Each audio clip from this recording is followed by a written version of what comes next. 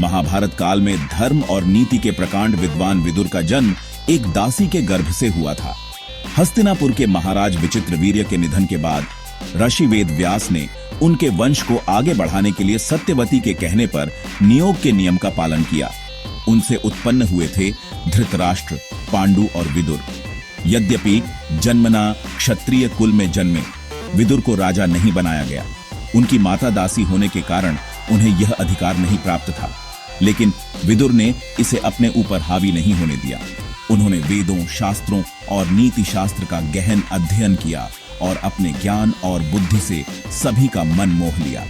विदुर धर्म और न्याय के पक्षधर थे।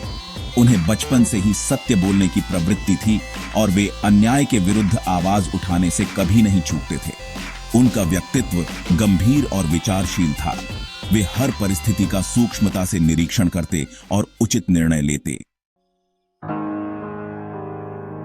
विदुर अपनी नीति और कुशल राजनीति के लिए प्रसिद्ध थे। उन्हें महात्मा और नीतिज्ञ जैसे विशेषणों से नवाजा जाता था। उनकी नीतियां सिर्फ राजनीति तक सीमित नहीं थीं, बल्कि जीवन के हर पहलू को समेटे हुए थीं।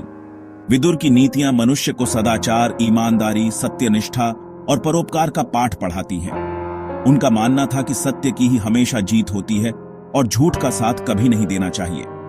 विदुर ने लोभ, मोह, क्रोध और अहंकार को मनुष्य के सबसे बड़े शत्रु बताया है। विदुर की नीतियों का एक महत्वपूर्ण पहलू कूटनीति भी है। उन्होंने कूटनीति के माध्यम से कई युद्धों को टालने में महत्वपूर्ण भूमिका निभाई।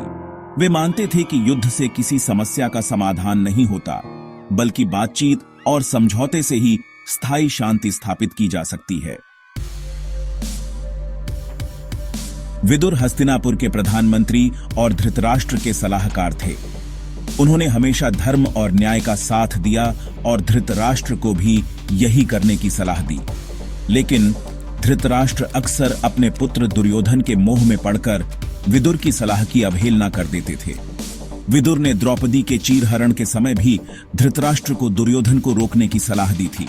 उन्होंने चेतावनी दी थी कि यह कृत्य महाभारत का कारण बनेगा, लेकिन धृतराष्ट्र ने उनकी बात नहीं मानी और परिणाम स्वरूप महाभारत का भयानक युद्ध हुआ। महाभारत युद्ध के दौरान भी विदुर ने धर्म का साथ नहीं छोड़ा। उन्होंने युद्ध को रोकने की बहुत कोशिश की, लेकिन जब युद्ध टालना असंभव हो गया तो उन्होंने पांडवों का साथ दिया।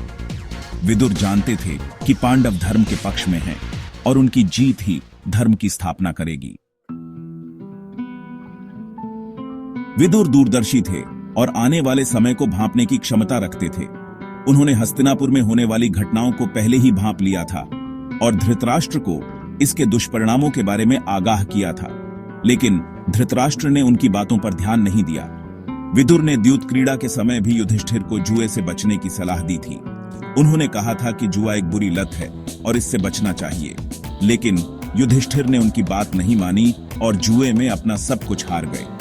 विदुर ने यह भी भविष्यवाणी की थी कि महाभारत युद्ध में लाखों लोग मारे जाएंगे और अंत में धर्म की ही जीत होगी। उनकी यह भविष्यवाणी भी सच साबित हुई। हजारों साल बीत जाने के बाद भी विदुर की नीतियां आज भी उतनी ही प्रासंगिक हैं जितनी महाभारत काल में थीं। उनकी नीतियां हमें जीवन जीने का सही तरीका सिखाती हैं और हमें नैतिक मूल्यों का महत्व बताती हैं।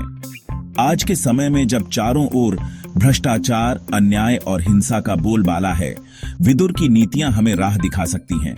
उनकी नीतियां हमें सिखाती हैं कि हमें हमेशा सत्य और न्याय के साथ खड़ा होना चाहिए, चाहे परिस्थिति कैसी भी हो। विदुर की नीतियां हमें बताती हैं कि सच्ची खुशी धन दौलत में नहीं, बल्कि सदाचार, ईमानदारी और परोपकार में है। हमें हमेशा दूसरों की मदद करनी चाहिए और जरूरतमंदों का साथ देना चाहिए। विदुर का जीवन चरित्र और उनकी नीतियां हमें जीवन जीने की प्रेरणा देती हैं। वे हमें सिखाते हैं कि मुश्किल परिस्थितियों में भी धैर्य और साहस नहीं खोना चाहिए। हमें हमेशा अपने कर्तव्यों का पालन करना चाहिए और अन्याय के खिलाफ आवाज उठानी चाहिए। विदुर का जीवन हमें बताता है कि ऊंच नीच, जाति पाति से ऊपर उठकर हमें मानवता की सेवा करनी चाहिए।